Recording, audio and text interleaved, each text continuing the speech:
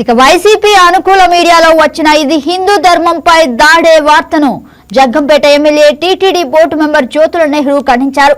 హిందూ ధార్మిక సంస్థల ప్రతినిధులు స్వామీజీల వెనుక వైసీపీ నాయకులు ఉన్నారని ఆరోపించారు. హిందూ ధర్మాన్ని కాపాడేది వైసీపీ నాయకులా అని ప్రశ్నించారు. దీనిపై చర్చించడానికి హిందూ ధర్మ పరిరక్షణ వేదిక బ్రాహ్మణ సంఘాల ప్రతినిధులకు ఎమ్మెల్యే ఆహ్వానం పలికారు. స్వాముల ప్రయాణ సౌకర్యాల ఏర్పాట్లు తానే చూసుకుంటున్నానన్నారు.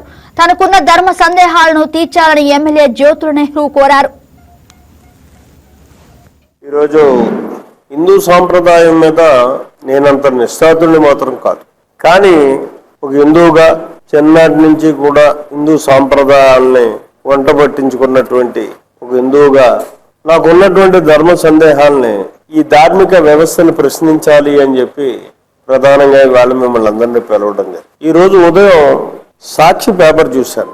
అంటే అన్ని పేపర్లు చూస్తాను, సాక్షి పేపర్ను చూస్తే గౌరవ ముఖ్యమంత్రి చంద్రబాబు నాయుడు గారి మీద ధార్మిక వ్యవస్థకు సంబంధించినటువంటి సాధువు పొంగువులు కొంతమంది దారుణమైనటువంటి విధానంలో ఒక అభియోగం చేసినటువంటి పరిస్థితి. హిందూ ధర్మాన్ని విచ్ఛిన్నం చేస్తున్నావు అనేటటువంటి విధానంలో నీ రాజకీయం కోసం వాడుకుంటున్నావు అనేటటువంటి దారుణమైనటువంటి ఒక అభియోగం చేసినటువంటి పరిస్థితి.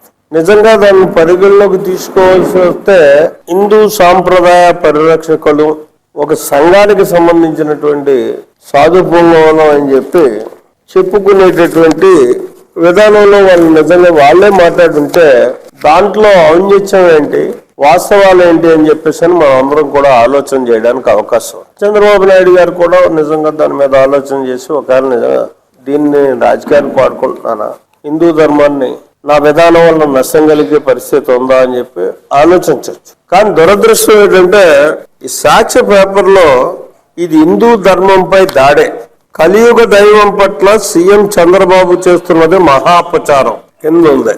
కానీ ఎవరు కూర్చున్న వాళ్ళందరూ కూడా సాధు పొంగవులు కూర్చున్నారు. వీళ్ళు మనం గౌరవించాలి. హిందూ మతం కోసం ఆహార్నిశం పరిశ్రమించేవాళ్ళు, హిందూ మతాన్ని ప్రచారం ఏదో రకంగా చేసేవాళ్ళు. కానీ వెనకాల ఉన్నటువంటి వాళ్ళు రాజకీయ నాయకులు, వైఎస్ఆర్ కాంగ్రెస్ పార్టీ నాయకులు. ఇక్కడ ఇంకా చాలా క్లియర్ గా ఉంది. ఒక అంకం ముగిసిన తర్వాత సాధు పొంగవులతో మాట్లాడించిన తర్వాత ఎదరికొచ్చి ప్రదర్శించేటటువంటి వ్యక్తులు ఎవరు, వాళ్ళు వెనక దూసేశారు, వీళ్ళు ఎదరికి వచ్చేసారు. అంటే దీన్ని రాజకీయం అనుకోవాలా? చంద్రబాబు నాయుడు గారు తిరుపతి వెంకటేశ్వర స్వామికి అపచారం జరిగింది, కల్తీ జరిగింది ఆ మహాప్రసాదంలో అని చెప్పేసి వాళ్ళు అన్న మాటని రాజకీయం అనుకోవాలి. ఈరోజు హిందూ సాంప్రదాయం మీద నేనంత నిష్ఠాతుల్ని మాత్రం. ఈ వీడియో మీకు నచ్చినట్లయితే లైక్ చేయండి, షేర్ చేయండి, మా ఛానల్ కి సబ్స్క్రైబ్ చేయండి.